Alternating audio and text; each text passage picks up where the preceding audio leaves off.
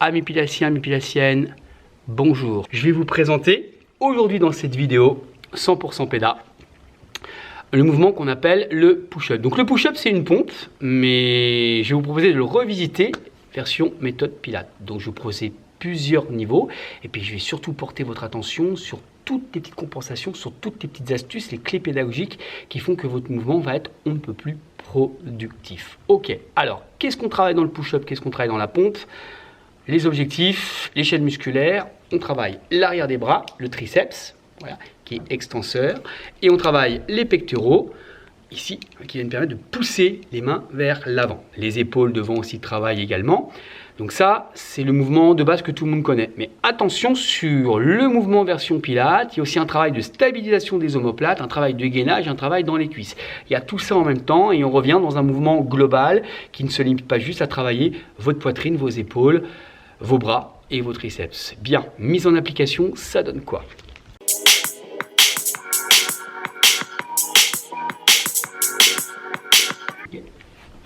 Vous vous placez. Donc le premier niveau de se placer sur les genoux. Si vous fatiguez sur les mains comme ceci, vous rehaussez vos mains avec soit deux petits bouquins, deux petits livres, une petite serviette enroulée ou alors les bordures du tapis si vous en avez un.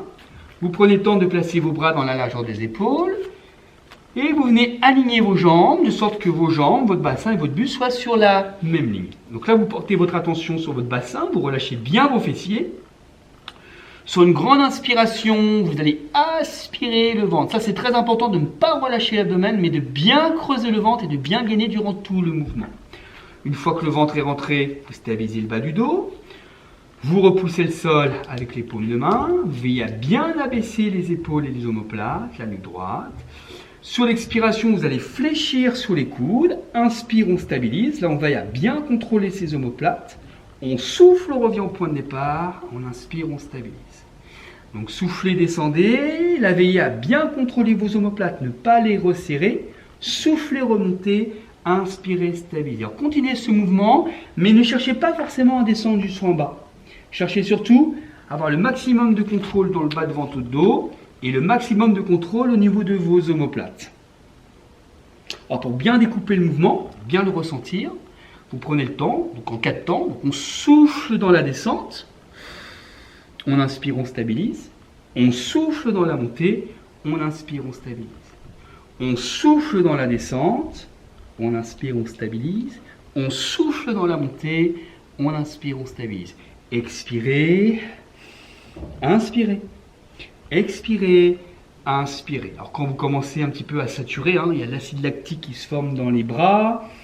Là, on a tendance justement à lâcher son placement, donc on reste bien vigilant. Le ventre est toujours bien rentré, on contrôle bien ses omoplates. Et là, on va faire un petit peu de travail statique, isométrique. On va maintenir la position pour mieux ressentir le placement. On abaisse ses épaules, on allonge la nuque. Et là, on va creuser le ventre pour augmenter, insister sur le gainage. Et vous maintenez une respiration, 2 respirations.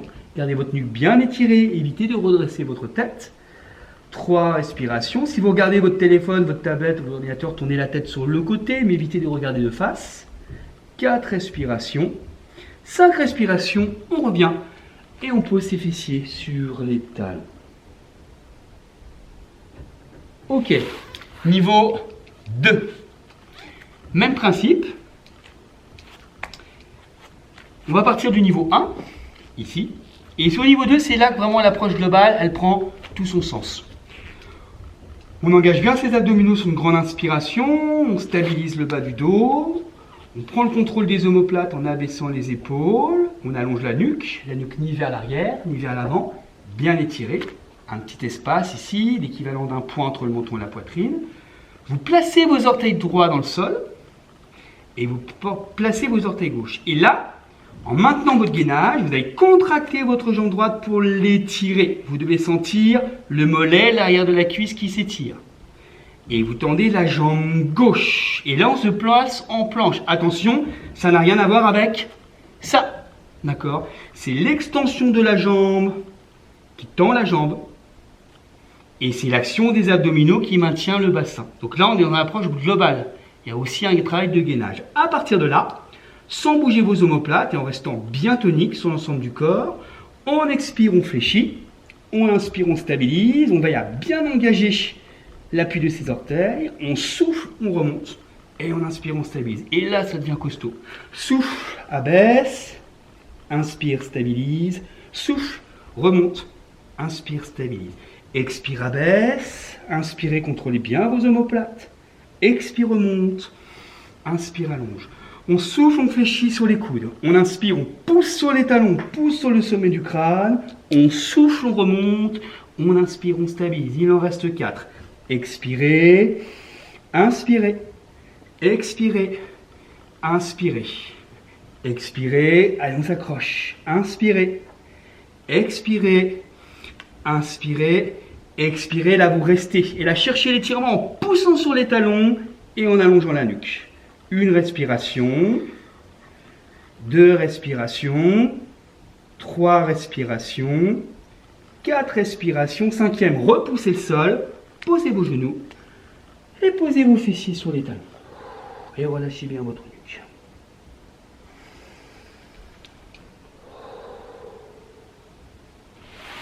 N'oubliez pas de vous étirer derrière. Hop, donc bien droit. Vous récupérez votre coude. Vous engagez votre coude vers l'arrière. Donc là, la tête, elle a tendance un petit peu à se relâcher, par faute de souplesse d'épaule. Donc on relâche un petit peu la tête et on vient tranquillement tirer sur le coude ici.